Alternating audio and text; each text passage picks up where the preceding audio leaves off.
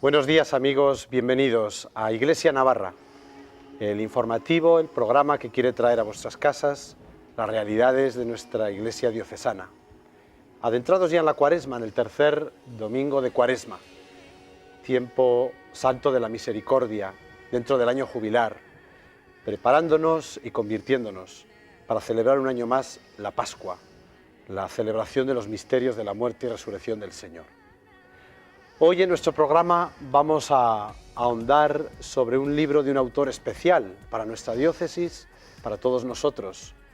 Nos acompaña nuestro arzobispo emérito, el cardenal don Fernando Sebastián. Buenos días, don Fernando. Hola, buenos días. Ha venido estos días a nuestra diócesis dando charlas y sobre todo presentando el último libro que ha escrito, Memorias con Esperanza. Sí. Y bueno, ¿cómo surgió la idea de escribir un libro de las memorias? Pues surgió un poco forzadamente porque varios amigos llevaban unos cuantos años insistiéndome en la conveniencia de que yo pusiera por escrito mis recuerdos de lo que yo pude ver y conocer, sobre todo en los años del posconcilio y de la transición. El argumento que me daban era que se estaba perdiendo la memoria de lo que la Iglesia española había podido aportar a la transición pacífica de nuestro país, de la cual yo había sido de alguna manera un testigo cercano desde la Iglesia, y que convenía que esas cosas no se olvidaran. Yo me resistía por varias razones. Yo no he guardado documentos ni datos de lo que he ido haciendo a lo largo de la vida, porque me parecía que no tenía mucha importancia. Por otra parte, pues tenía yo cierta dificultad en hablar de mí mismo, pero por fin, bueno, vinieron dos amigos cercanos a visitarme a Málaga, y en una tarde de paseo me dieron una auténtica paliza, de tal manera que me convencieron de que yo tenía como un deber de dejar testimonio de lo que yo había visto acerca del comportamiento de la Iglesia durante los años de la transición. Y eso fue lo que me decidió a hacerlo. Básicamente dos razones. Primero, dejar constancia del comportamiento que a mí me parece ejemplar de la Iglesia española durante los años de la transición, y clarificar también algunas imágenes un poco falseadas de lo que fue ese gran obispo y gran cardenal don Vicente Enrique Tarancón, con el cual creo yo que estamos en deuda no solo los católicos, sino todos los españoles. El título es muy sugerente porque creo que habla de un poco del objetivo de este libro, suscitar esperanza, ¿no? Memorias con esperanza. Sí, por supuesto. La memoria de nuestra vida está siempre cargada de deficiencias, y el peso negativo de nuestra memoria necesita la compensación de la esperanza. Nuestra vida, vista sin la confianza en Dios, siempre resulta una vida un poco fracasada. No hemos sido, nadie ha llegado a ser lo que soñaba ser. En cambio, cuando nuestra vida la presentamos en la presencia de un Dios amable, misericordioso, nuestra vida se transforma porque brota la esperanza. La esperanza conserva la memoria, compensa la memoria. Qué bonito.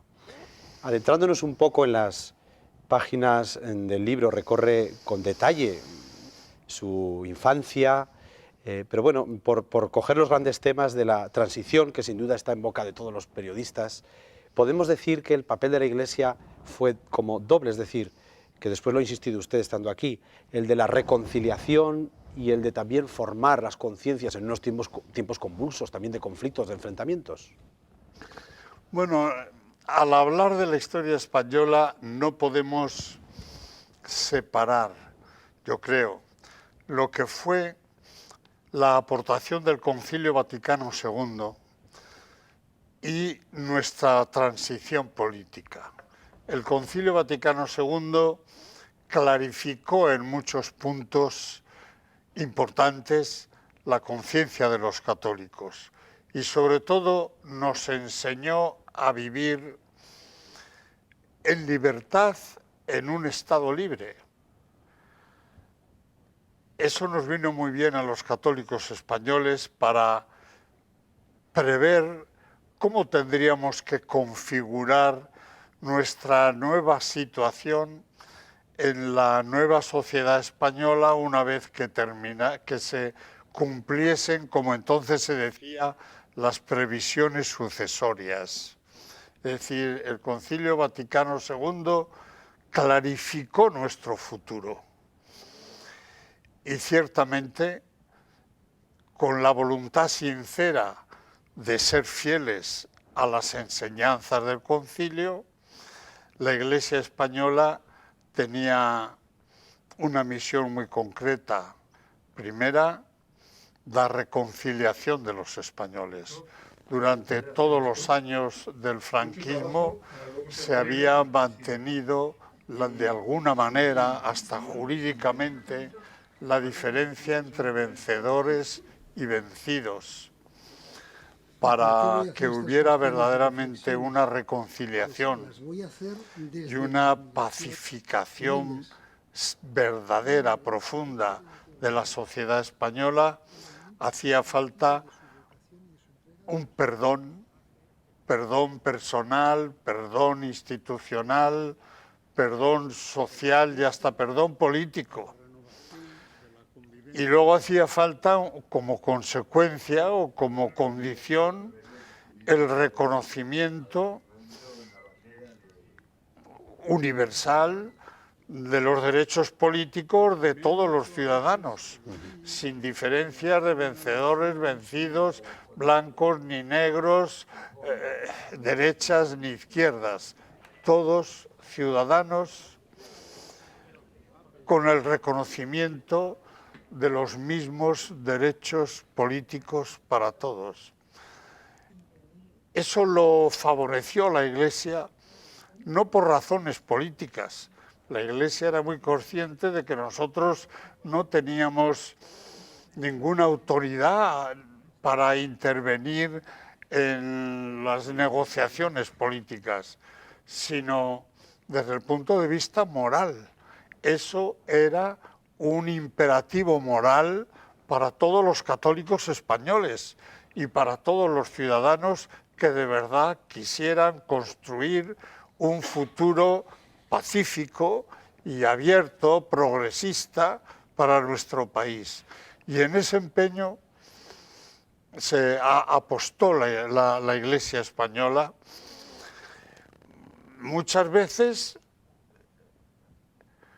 con el enfado de algunos miembros de la propia Iglesia y con la no comprensión de otros sectores también eclesiásticos, pero desde aquí, sobre todo por el liderazgo de don Vicente y Enrique y Tarancón, veíamos muy claro que en aquel momento esa era nuestra misión. Y esa era la gran aportación que la Iglesia podía y debía hacer para el bien de los españoles. Luego, en la mente de don Vicente había también una preocupación pastoral y misionera. Él decía siempre, nosotros debemos actuar de tal manera que podamos anunciar el Evangelio creíblemente a los españoles de izquierdas. La Iglesia no puede estar enfeudada en un sector de la sociedad española. No es de las derechas ni es de las izquierdas. Es de toda la gente de buena voluntad que quiera escuchar el mensaje de Jesús. Claro. De ahí deduzco que en torno a la figura de don Vicente Enrique y Tarancón es una figura, era un pastor preocupado por el bien de la Iglesia en España y por la evangelización. Digo porque recuerdo alguna serie que salió en televisión, claro, los perfiles eran más políticos que de pastor. Exactamente, yo también vi aquella serie, que era una serie amable, que intentaba tratar bien a don Vicente, pero desfiguraba su figura, porque lo presentaba como un personaje político. Y él nunca actuó con una sensibilidad ni con una estrategia política, sino que actuó con una estrategia de pastor, de obispo, de cristiano, yo diría, y hasta de un ciudadano leal que se preocupa del bien de su país. Él sufrió vivamente. Él pasó la guerra civil en la zona nacional, porque estaba fuera de Valencia cuando empezó la guerra, estaba en La Coruña. Pero la vivió muy dramáticamente porque en Valencia pues fusilaron a buena parte de su propio curso. Pasó mucho tiempo sin tener noticias de su familia.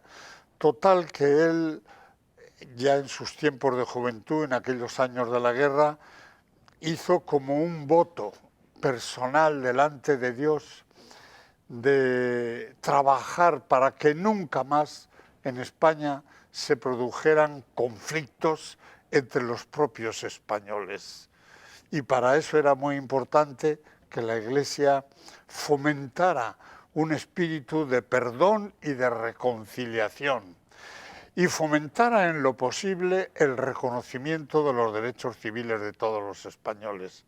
Pero lo hacía no por razones ni con métodos políticos, insisto, sino por razones morales, razones religiosas, razones de Iglesia y hasta razones evangelizadoras.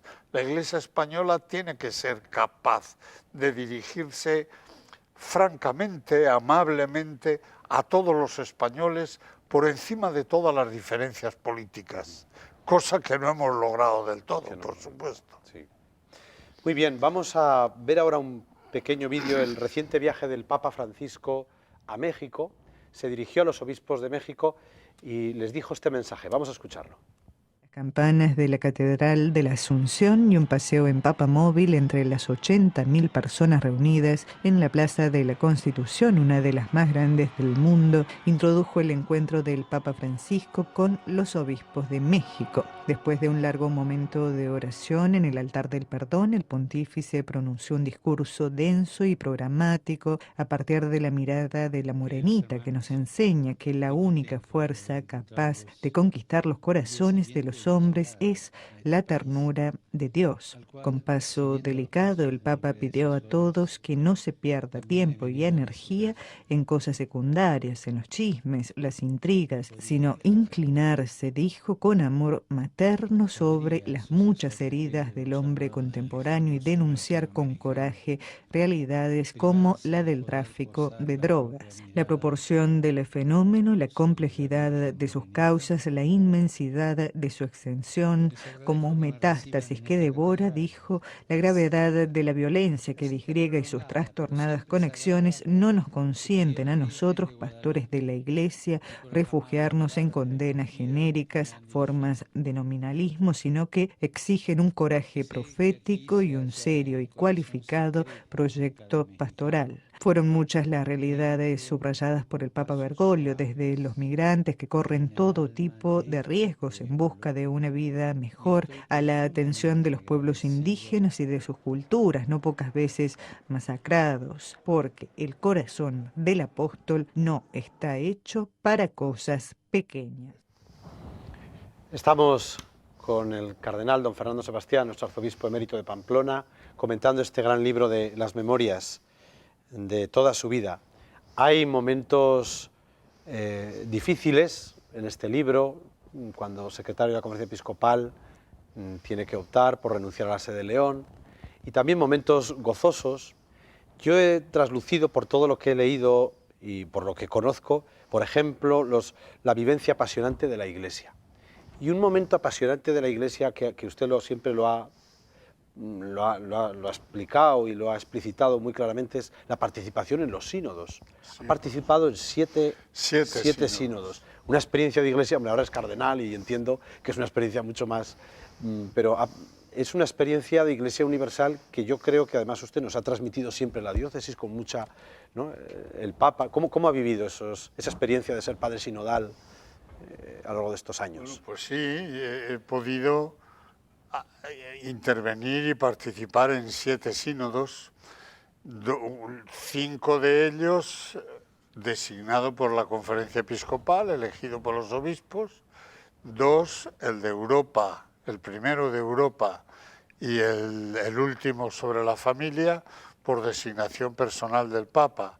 Y luego tuve que renunciar a otro por enfermedad, porque coincidí en un tiempo en que yo no estaba muy bien de salud.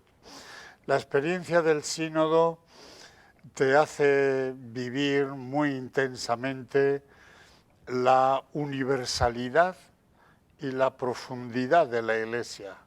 La universalidad porque a cada sínodo asisten aproximadamente unos 200 obispos del mundo entero. Igual están los de Estados Unidos que los de Polinesia, igual los de África que los de Escandinavia, cada uno con sus ideas, con sus puntos de vista, con sus preocupaciones. Una experiencia que a mí me ha impresionado siempre profundamente es cómo desde una diferencia de puntos de vista muy grande que se manifiesta al principio, poco a poco, por la voluntad de ir ajustándose a las exigencias del mensaje de Jesús, por la referencia colectiva al Evangelio, que es la norma suprema y permanente de la Iglesia, esas posiciones se van puliendo, se van acercando y al final siempre brota un consenso que es como el resurgimiento de la unidad de la Iglesia y de la creatividad de la Iglesia a partir de nuestra adhesión y de nuestra recepción de la persona y del mensaje de Jesús. Luego te permite conocer las características de muchas iglesias, hablas con obispos de todas las partes del mundo, te enteras de muchas cosas, es un gran enriquecimiento. En sus años de Pamplona creo que hubo como 2 grandes preocupaciones. Uno, la familia, de ahí nació el directorio de pastoral familiar, y otro, la juventud. Son como 2 pilares que ha tenido usted, vamos, de una grandísima... Nacieron las jornadas diocesanas de la juventud, sí. Y bueno, ahí han quedado y ahí están, claro. Y bueno, la verdad es que esa preocupación habla de la gravedad y de la seriedad de estos temas, ¿no? La familia hoy, cómo está, la juventud, ¿cuál es el mensaje hoy? O sea, un poco hoy, en este 2016, ¿por dónde tenemos que tirar a la hora de evangelizar a la familia? Sé que es un tema amplísimo, pero así una palabra a la familia, a la juventud. Bueno, yo tuve la suerte de poder asistir primero al consistorio de cardenales, en donde se presentó la ponencia del cardenal Casper, que fue el primer fogonazo, digamos, de atención en torno al tema de la familia durante el pontificado del Papa Francisco, porque ya en 1980, me parece, ya Juan Pablo II convocó otro sínodo sobre la familia, del cual surgió la exhortación apostólica de la Familiaris Consortio, donde tenemos un buen arsenal y un buen punto de partida. Luego, por designación personal del Papa, asistí al sínodo sobre naturaleza y misión de la familia en 1984. Bueno, allí examinamos muchas cosas. Ese sínodo tenía como preocupación dominante eso que tú me preguntas, de un diagnóstico. ¿Cuál es la situación de la familia cristiana en el mundo de hoy?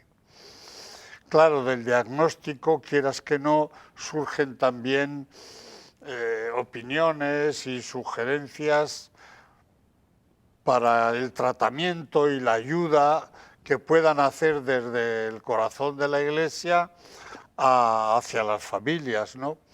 No solamente por el bien de la Iglesia, sino por el bien de la sociedad entera y de las personas. Sintetizando y reduciendo mucho la cuestión del sínodo, decimos, sacamos estas convicciones. Primero, la familia es una institución de primordial importancia para el bien de las personas y para el bien de la sociedad. Las personas no vivimos en el aire, vivimos en el racimo, en el nido de la familia, en la comunicación intensa y cercana, cada uno de su propia familia, injertados, insertados, arraigados en ese núcleo de amor interpersonal que es la familia. Importante para la persona, para la sociedad, importante también de manera decisiva para la Iglesia, porque en la familia es donde se realiza ese acto fundamental de la transmisión de la fe. La familia es la entidad educadora, la protagonista de la educación de las nuevas generaciones. Y en la educación entra la religiosidad, la educación de la dimensión religiosa de la persona, que es tan esencial como la dimensión social o la dimensión afectiva. Y la Iglesia, es decir, la Iglesia nos transmite la fe primordialmente en la familia y por la familia. Si eso se pierde, la Iglesia pierde un elemento muy importante para la evangelización de las nuevas generaciones. Primer punto, la importancia. Segundo punto, el deterioro grave que la familia está sufriendo en nuestro momento, en nuestra vida, en nuestra cultura, por muchas cosas. Primero, por estructuras objetivas independientes de la voluntad de los individuos. Los horarios, las imposiciones, las agresiones que vienen de fuera, muchas veces de distintos ambientes. Segundo, por las ideologías que exaltan el subjetivismo, el relativismo, el egoísmo, que son enemigos de la realidad familiar. Y más profundamente por la secularización, es decir, la pérdida de la relación con Dios, que es la que da el carácter definitivo a la vida del hombre. Sin contar con Dios no puede haber compromisos definitivos en el corazón humano. El poner a Dios por testigo consolida y purifica y eterniza el amor entre los cónyuges, que es el terreno firme del crecimiento de la familia. Tercer lugar, si la familia es muy importante, si la familia en nuestro tiempo está sufriendo un grave deterioro, ¿qué podemos hacer nosotros en favor de la familia? Sobre todo, evangelizar, devolver, ayudar a los contrayentes, a los que se casan, a descubrir a Cristo y a Dios creador como testigos y fuentes que alimentan la autenticidad y la fortaleza, el vigor de su amor. En definitiva, ¿qué podemos hacer en favor de la familia? Evangelizar. Yo digo, celebrar con autenticidad religiosa los matrimonios que quieran celebrarse en el ámbito de la Iglesia, que no sean una rutina, una ficción religiosa, sino que sean realmente un compromiso entre el hombre y la mujer delante de Dios para siempre, con ese estilo del amor generoso y purificado que solamente Cristo es capaz de enseñar a quienes creen en Él. Muy bien, don Fernando, pues se nos acaba el tiempo, estaríamos toda la mañana hablando y Muy escuchándole, a gusto, porque muy a gusto. da gusto escucharle, pero le podemos leer. Bien. Nada más, muchas gracias, don Fernando, está su casa y está su diócesis, ya lo sabe, aquí nos tenemos. Nada más, nos vemos el próximo domingo, ya la primera Javierada, camino de Javier, pero sobre todo camino del Señor en esta Cuaresma. Hasta la próxima semana, si Dios quiere.